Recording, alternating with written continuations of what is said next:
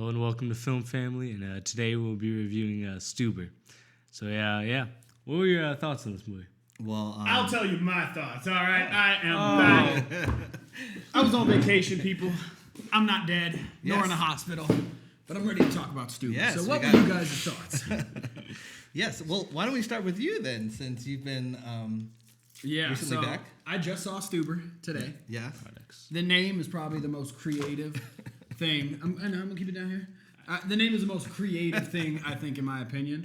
I feel like as far as a comedy movie goes, they had a checklist on what's required to be a comedy movie, and they just went, yep, got all that, here you go, there it is. The unfortunate thing about this movie for me is that it actually has a really solid cast of comedic actors, but unfortunately, it just really does just about the most generic and predictable thing possible with every plot point and every joke, and it really never surprised me or entertained me too much. There were a couple times for sure I chuckled or laughed. Funny, yeah. But unfortunately, I just don't think the script was good enough for the actors to really work with. Particularly Camille Nanjiani's character. I don't remember what his character. Oh, Stu. Yeah, Stu. He wasn't very funny to me, and it's not. I don't think the actor, but I think he was just kind of like they made a lot of jokes where it would be like those awkward humor where it's really long. It's like, okay, so, or he's banging a U-turn or something like that, and it takes 15 seconds. And that joke, you should have maybe once or twice a movie. Like, you cannot have that joke 10 times, which this movie unfortunately did. And a lot of his humor was based off of that, and just didn't make me laugh a lot. Dave Bautista was, even him, like, he was very funny, but he didn't have a lot to work with either. Yeah. Unfortunately, I didn't like it either. I don't know if they tested this. They should have tested this movie with people because I think the jokes did linger and they weren't hitting. Yeah. Like, it's one thing if you're hitting and hitting. Mm-hmm. They just were lingering and you're like, okay. But do you think it's because they were trying to reach? I felt like a lot of times they were making jokes not towards an American audience. I felt like the jokes were definitely for a more foreign for audience. like a translated like subtitle. Yeah, so it's going to be better maybe in another country or someone translated else's differently. voices. It's a very because I mean they hyped this movie like crazy, and I just felt like I didn't get the joke. I don't so know. Both of you guys saw the trailer. Yeah. See, I there was a couple of jokes that were actually in the trailer that were like not in the movie that were funnier than the joke in the movie. The it was worst replaced with. is, do you blanks? We're not cussing. Okay. Have a permit for this hole when he crashes his car into the pit or whatever. Yeah. I actually thought that wasn't that unfunny. I mean, like it wasn't like whatever. Let's not linger on one joke. Well, I mean, there were just plenty of jokes that for me were just like, I could see where they were going, and I could see that there's a little margin that you have to kind of get in with the joke that has to be, not too long, not too short, whatever. But it's just none of them really worked for me that well. Like I said, there was a couple times where I did like laugh or chuckle, but none of them were for me like laugh out loud or very smart humor. I think the most creative thing this movie does is the whole idea with the glasses. I think that was a cool, idea to put in the movie to always kind of handicap the main character. And I actually liked the fight scene with Stu. That was pretty funny.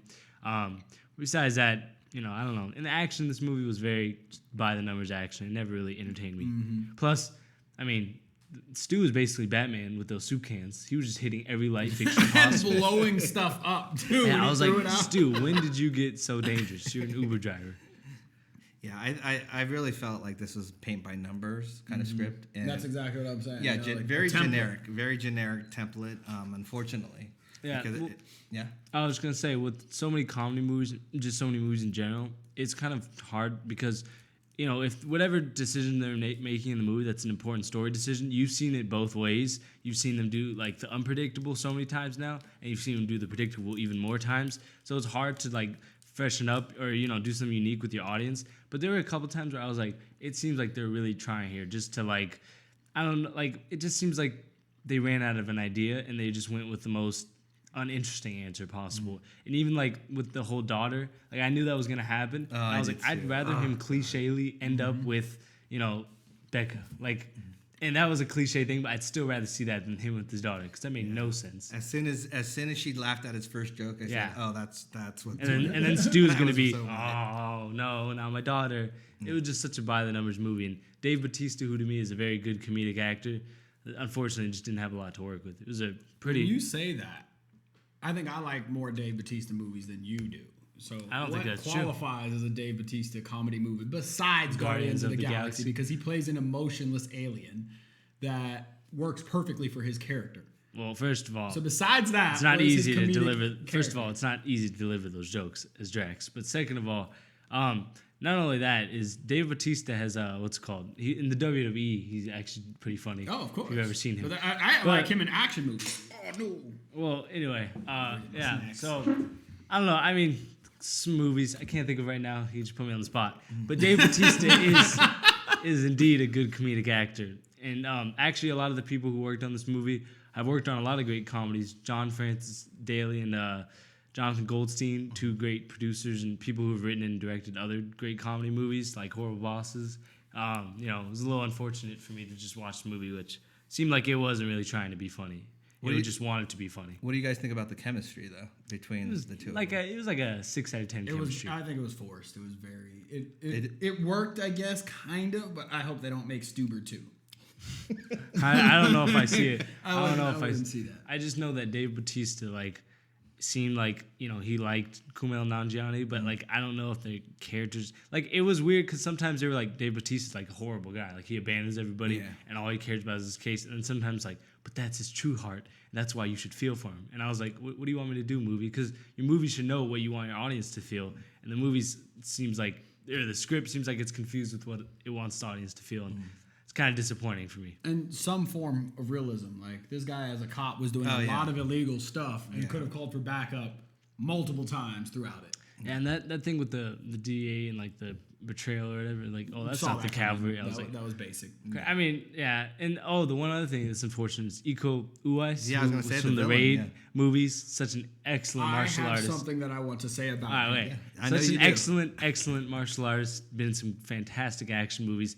Just kind of wasted in this movie, Beyond wasted. I want to see a Raid 3 with him so we can, finally show us how good he is again. But see, I feel like it's going back to the Dave Bautista. These guys are action actors, not Dave so Bautista. much they don't need dialogue. Well, and this is he my doesn't really issue. have dialogue. No, and the dialogue that he does have is in English, which is really bad. Well, he doesn't Of course he does, and I would rather have subtitles than have the English. Because when he was laughing like he was supposed to be the crazy guy who likes to kill people, that's like hearing Anderson Silva speak English. And I love Anderson Silva, dangerous man, but it's not as threatening when he speaks English. But here's my issue. In the beginning, they had him dressed up as the classic Asian character.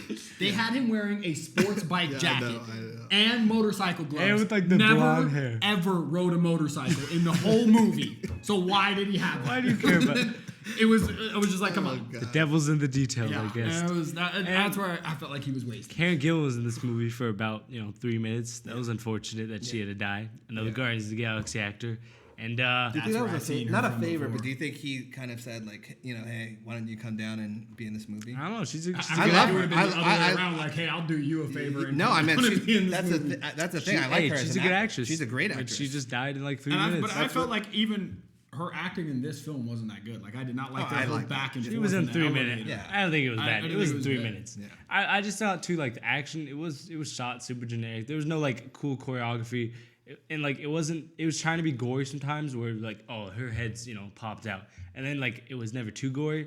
That's what I would sum up this movie. Is confused. It's confused with what it wants to be, and that's that usually doesn't make for a great movie. Yeah. And this does not make for a great movie. Unfortunately, I don't think any of us liked it. Yeah, I wanted to like it too. I like I'm not I gonna said. say I didn't like it, but I'm not gonna watch it again. Yeah, I mean, I walked in this movie being I hope I can, because a lot of the action comedy days, Lethal Weapon, Rush Hour, Bad Boys, those just don't happen anymore. They're not good anymore. Yeah. And I was hoping The other guys. Yeah, but that's more of a comedy. It's not about the action, And it's more as nowadays, I just want to see that gem that hopefully we get our next one of those. And unfortunately, it's been almost a decade now since I've seen one where I was pleased. So yeah, I give this movie a 5.5 out of 10. Yeah, I would give it a 5, to say the truth. It's right there in the middle for me, where I'm not happy I saw it, but I wouldn't watch it. It's pretty short, so that's not bad. That was a plus for it. That it is only a Quick watch. Yeah. I'm gonna give it a 6. I mean, it was bad, Not but bad. I mean, I've seen worse, and I did laugh a couple times, so Yeah. I think that helps. It wasn't just my arms. What do you think crossed. was the funniest joke? That's a good question. There was a funny one, I think, with at the beginning when he was looking at the Uber reviews. There was something that made me laugh, actually. It it was some review somebody left at him, and he was like, "Oh, that's not necessary," or something like that. I think my favorite joke scene was actually when the Stu was getting relationship advice from the strip club, the male stripper guy. That was I pretty think he's funny. in the Shameless. Oh, is he? I think he is. I'm not sure. He looked like it, but I thought that was a funny and it's sad to say, but I think that may have been the best interaction between two characters the entire show. That was one of the best movie. scenes. Yeah, that's what I'm saying. And it's sad because it didn't even have Batista in there. Yeah. You know? Yeah. No, that was pretty funny. Yeah. So basically, if you want to see this movie, if wait for it on Netflix. If you're bored, you got nothing to do, go see it. It's not as bad as Godzilla. It's not. But I don't know. I would rather see Godzilla again. In my humble opinion. Yeah. There's no like. What does Batista say? I am most extremely humble. Yeah, I think so. Like that. Well, at least there's no line that's like, wait, what's in Antarctica? So yeah, I don't know if I'd recommend this movie. All right, well, that's our review. So don't forget to like and subscribe, and leave comments down below if you've seen the movie and you either agree or disagree with us. And I should be back until the next vacation. Yeah. We're going to keep them here. All right, take care.